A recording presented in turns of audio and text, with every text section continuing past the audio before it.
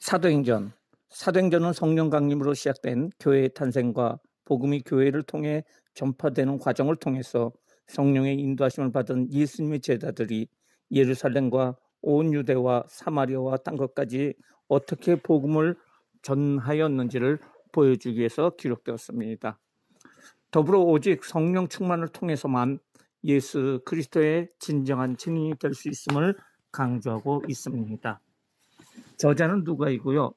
특징은 신약 성경 중 유일한 역사서로서 베드로와 바울을 중심으로 초대교회의 역사를 보여주고 있습니다. 교회 설립과 사도들의 복음 전파의 주체가 된 성령의 역사를 강조하고 있고요. 헬라 문화의 영향을 받고 있는 이방인들에게 기독교 복음의 변증소 역할을 하고 있습니다. 내용의 분해로 크게는 1장서부터 8장 3절까지는 예루살렘에서의 복음 전파, 그리고 8장 4절서부터 12장까지는 온 유대와 사마리아에서의 복음 전파, 13장에서 28장까지는 땅 끝까지 이르는 복음 전파에 대해서 말해주고 있고요. 예루살렘에서의 복음 전파는 성령 강림과 교회의 탄생에 대해서 1장서부터 2장, 그리고 예루살렘에서의 복음 전파가 3장에서 8장까지 내용이 나옵니다. 온 유대와 사마리아에서의 복음 전파는 유대와 사마리아에서의 복음 전파가 8장, 그리고 사울의 회심과 베드로의 복음 전파가 9장서부터 12장까지 나오고 있습니다. 땅끝까지 이르는 복음 전파에서는 바울의 1차 선교 여행, 그리고 예루살렘 회의, 바울의 2차 선교 여행, 3차 선교 여행, 바울의 로마 선교 여행을 순서대로 기록하고 있습니다. 큰 첫 번째, 예루살렘에서의 복음 전파. 첫 번째, 성령 강림과 교회의 탄생. 승천과 오순절 성령 강림. 예수님께서 제자들이 보는 가운데 승천하신 것은 기독교가 역사적인 종교라는 사실을 확증해 주며 예수님께서는 하늘로 가신 그대로 오신다는 것입니다. 누가복음에서 아버지께서 약속하신 것을 기다리며 기도했던 제자들에게 오순절날 성령이 강림하셨습니다. 그리고 그들은 성령이 말하심을 따라 방언으로 말하기 시작을 했고요. 예수님의 부활 후 수학의 첫 열매인 성령을 교회의 선물로 주셨습니다. 베드로의 설교. 예수님을 부인했던 베드로는 성령의 감동을 받아 담대함으로 복음을 선포합니다. 베드로의 설교를 듣고 침례를 받아 구원받은 사람이 3,000명이나 됩니다. 교회의 활동. 초대교회는 사도의 가르침을 받아 교제와 기도에 힘씁니다. 믿는 사람들이 구제와 성전에 모이기에 힘썼고 많은 사람이 구원을 받아 놀라운 부흥을 가져오게 됩니다. 두 번째, 예루살렘에서의 복음 전파. 베드로의 설교. 베드로는 성전 유민문에서 구걸하는 40년 동안 못 걷게 된 이를 고쳐준 기적의 발생 원인이 생명의 주가 되신 예수 그리스도를 믿음으로 된 것이라고 말하고 회개를 선포합니다. 베드로의 설교를 듣고서 회개하고 예수님 믿는 사람이 남자의 수만 5,000명이었습니다. 초대교회의 모습. 성령의 인도함을 받은 초대교회는 서로 연합합니다. 믿는 이들이 한 마음 한 뜻이 되어 모든 물건을 서로 통용하고 자기 것을 취하지 않는 이상적인 공동체를 형성하게 됩니다. 박해받는 교회. 성령의 역사로 사도들은 더욱 많은 표적과 기사를 일으켰으며 예수를 믿는 자들이 큰 무리로 나타납니다. 대제사장들과 사두개인들은 자기들의 기득권이 위태해지자 사도들을 죽이려고 옥에 가두었지만 예수님께서 사자를 보내어 그들의 결박을 풀어주십니다. 사도들은 핍박받은 걸 오히려 기뻐하며 매일 예수님이 그리스도라는 사실을 가르치는 것과 전도하는 걸 그치지 아니합니다. 7 집사와 스데반의 순교. 초대교회가 놀라운 기세로 성장을 하자 교회의 필요에 의해서 성령이 충만한 사람을 집사로 세워졌습니다. 7 집사는 사람들이 말씀과 기도에 전념할 수 있도록 구제와 성도들 간의 사사로운 문제를 지혜롭게 해결하는 사역을 합니다. 7 집사 중 스데반은 최초의 순교자입니다. 그가 순교하게 된 결정적 이유는 유대인들을 향해 예언자를 살해하고 메시아를 죽였으며 하나님의 율법을 거슬린 사람들이라고 책망하기 때문입니다. 스데반의 순교를 통해서 교회는 심한 박해를 받게 됩니다. 큰 두 번째, 온 유대와 사마리아에서의 복음 전파. 첫 번째, 유대와 사마리아에서의 복음 전파. 빌립의 복음 전파. 빌립이 사마리아에서 그리스도를 백성들에게 전파하자 수많은 기적과 하나님의 놀라운 치유의 능력이 나타납니다. 소문을 들은 베드로와 요한이 사마리아로 내려와서 성령을 받은 사람이 없음을 보고 사마리아인들에게 안수하자 그들에게 성령이 임하게 됩니다. 성령의 역사, 성령께서 진리를 사모하는 에도피아 내시에게 빌립을 보내셨습니다. 에디오피아 내시는 빌립을 통하여 이사야의 말씀과 예수 그리스도의 복음을 배워 깨닫게 되자 결신하게 되었고 즉시로 물가에 내려가 세례를 받음으로 성도가 됩니다. 두 번째, 사울의 회심과 베드로의 복음 전파. 사울의 회심은 다메섹 도상에서 부활하신 예수님을 만난 사건으로 인한 것입니다. 사울의 회심 사건은 한 사람의 구원이라는 범위를 넘어서 예수 그리스도의 복음이 땅끝까지 전파되고 그의 서신서를 통해서 기독교의 교리의 체계화를 이루게 되는 모습을 볼 수가 있습니다. 베드로의 복음 전파. 루다에서는 애니아를 중풍병에서 치료하여 루다와 샤론에 사는 사람들을 모두 죽게로 돌아오게 합니다.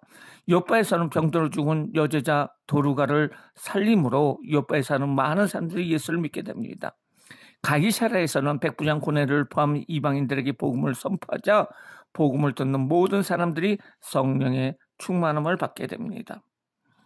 수리아의 안디옥 교회. 수리아의 안디옥 교회는 바울의 이방의 선교의 중심지로서 예루살렘 교회의 유대인과 이방인들이 사이를 연결하는 왕충적인 역할을 하였습니다. 안디옥에서의 복음 전파는 사울의 박해에 의해서 예루살렘을 떠난 그리스도인과 구브로 군내 내에서 온 사람들에서 확산되었습니다. 최초로 그리스도인이라는 이름을 사용한 곳도 수리아의 안디옥 교회였습니다. 헤롯의 박해, 예수님의 12제자 중 한 사람인 요한의 형제 야고보는 헤롯 아그리파 1세에 의한 최초의 회상자이며 사도들 중에서 최초의 순교자가 되었습니다. 헤롯의 죽음으로 박해에서 자유로워진 교회는 겨울 뒤에 봄이 오듯이 하나님 말씀이 흥하여 부흥하게 됩니다. 큰 세 번째, 땅끝까지 이르는 복음 전파. 첫 번째, 바울의 1차 선교 여행. 바울과 바나바 파송. 안디옥 교회의 선지자들과 교사들 중 성령의 감동으로 바울과 바나바가 구별되어 안수를 받고 파송되었습니다.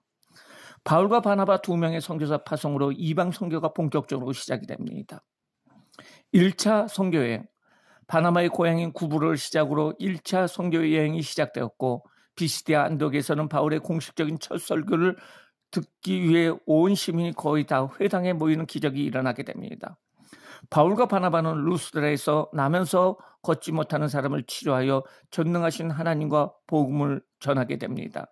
그는 선교지를 돌아 안디옥에 돌아오므로 1차 선교 사역을 마치게 됩니다. 두 번째, 예루살렘 회의. 예루살렘 회의의 목적. 예루살렘 회의의 목적은 이방인 신자에 관한 것입니다. 새로 입교한 이방인 신자들 가운데 할례받지 아니한 경우 구원을 받을 수 없다는 유대인들의 주장 때문입니다. 베드로는 구원은 오직 하나님의 은혜임을 선포했고 야고보는 이방인의 구원이 이미 구약에 예언된 것을 회중에게 알림으로 결론을 유도합니다. 예루살렘 회의의 결과, 첫째, 우상의 제물을 먹지 말 것. 둘째, 목매어 죽인 것과 피를 먹지 말 것. 셋째, 음행을 멀리할 것. 세 번째, 바울의 2차 선교여행. 바울과 바나바의 결별. 바울과 바나바는 새로운 선교를 계획하였으나 마가의 동행 문제로 심히 다투고 헤어지게 되었습니다. 바울은 신라와 수리아로, 바나바는 마가와 구브로로 선교를 떠나게 됩니다. 2차 선교여행. 예수의 영은 바울이 아시아와 비두니아에서 복음을 전함을 허락하지 아니하시고 환상을 통해 마게도니아 지역에 복음이 전해지기를 원하십니다. 빌립보 사역 중에는 점치는 여종에게 귀신을 쫓아낸 일로 투옥되지만은 바울과 신라의 찬양으로 옥물이 열리는 기적이 나타나게 됩니다. 바울은 지적인 수준이 높은 데살로니카, 베레아, 아덴, 고린도를 다니며 매우 수준 높은 변론을 통해 설교를 했으나 실패하고 복음의 다양한 신앙 진리 자체를 전하게 됩니다. 네 번째, 바울의 3차 선교여행. 3차 선교여행. 바울의 3차 선교는 대부분 에베소 선교입니다. 에베소의 기독교인들은 성령의 계심도 듣지 못하며 세례 요한의 세례만 받았다고 대답을 합니다. 바울이 세례 요한과 그리스도를 가르치고 그들에게 안수하자 성령이 임함으로 그들이 방언도 하고 예언도 하고 에베소의 오순절 역사가 일어나게 됩니다. 사정전의 성령 강림의 역사를 보면 마가다락방에서는 기도할 적에 불의 혀같이 갈라지는 성령이 임하게 되고요. 방언으로 말하고 예루살렘에서 기도를 할 적에 모임 중에 진동이 일어나고 성령 충만과 전도가 일어나게 됩니다. 사마리아에서 안수를 할 때 성령이 임하게 되고요. 고넬료 집에서 설교를 할 때 말씀을 듣는 사람들이 성령이 임하게 되고 오순절 성령이 임하게 됩니다. 에베소에서 안수를 할 때 성령이 임함으로 방언과 예언을 하였다고 나옵니다. 바울의 3년간의 에베소 선교 사역은 힘겨운 고통의 연속이었습니다. 이러한 투쟁적인 에베소 선교를 마침으로 3차에 걸친 자유로운 선교 사역은 끝이 나게 됩니다. 에베소가 복음으로 소동되자 바울은 에베소를 피해 마게도니아로 갔으며 2차 선교 사역을 통해 세워진 교회를 돌아보며 제자들을 굳게 하였습니다. 에베소 장로들을 초청하여 밀레도에서 행한 설교는 바울 자신의 죽음을 예견한 설교로서 3년간이나 머물면서 사랑했던 에베소 성도들에게 그리스도의 삶을 심어주기 위한 것입니다. 예루살렘 귀환. 바울은 에베소를 떠나 지중해를 건너가 가이사랴에 도착했고 예언자 아가보가 나타나서 바울이 예루살렘에서 순환을 당 것을 예고해 줍니다. 바울은 앞으로 무슨 일이 일어날지 잘 알면서도 죽음을 각오하고 예루살렘에 귀환하게 됩니다. 다섯 번째, 바울의 로마 선교여행. 예루살렘에서의 선교보고. 바울은 예루살렘에 도착하여 선교복을 하고 예루살렘 교인들에게 환영을 받았습니다. 일부 유대계 기독교인들이 바울이 모세의 율법과 할례를 거역하고 회방하는 자라고 오해하는 것과 관련하여 바울은 정결 예식을 행하게 됩니다. 바울의 체포. 유대인들은 바울이 이방인을 데리고 성전에 들어간 줄 생각하고 바울을 죽이려고 체포하였습니다. 바울은 공회와 총독들과 아그리빠 왕 앞에서 서서 신문을 당하지만은 그들은 바울에게 죄를 찾지 못하였습니다. 그러나 바울이 로마 시민이며 이미 가이사 로마 황제에게 송사하여 놓았기 때문에 법적으로 로마에 가야만 했습니다. 로마에서의 선교여행. 하나님께서는 유라굴라 광풍을 통해서 무리들이 바울을 신뢰하도록 만들었고요. 항해를 함께 했던 사람들은 광풍 속 14일간의 절망적인 상황에서 구원을 받게 됩니다.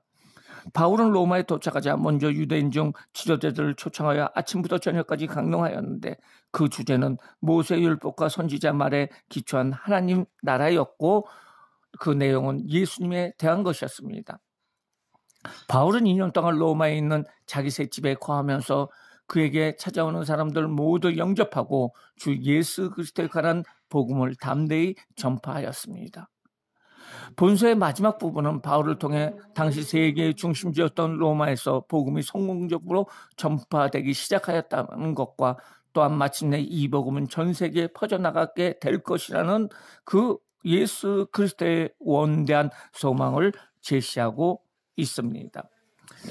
사도행전의 적용과 실천입니다. 사도행전 1장 8절의 말씀을 적고 외워보시기 바랍니다. 오직 성령이 너에게 임하시면 권능을 받고 예루살렘과 유다와 온 유대와 사마리아 땅끝에 이르러 내 증인이 되리라. 바울은 결박되어 메인 몸이 되었어도 계속 복음을 전파하였습니다. 우리는 주어진 환경이 메인 가운데 있을 때에도 하나님의 귀한 자녀가 되었음을 증거하고 있습니까? 이방인의 사도로 쓰임받았던 사도 바울은 성령 충만한 믿음을 가지고 어떠한 환경 가운데서도 복음을 전파하였습니다. 우리도 처음 복음을 전해 듣고 예수 그리스도의 나를 향하신 사랑의 강력한 그 기쁨과 뜨거운 사랑으로 땅끝까지 복음을 전해야 합니다. 이상으로 사도행전에 대해서 알아봤습니다.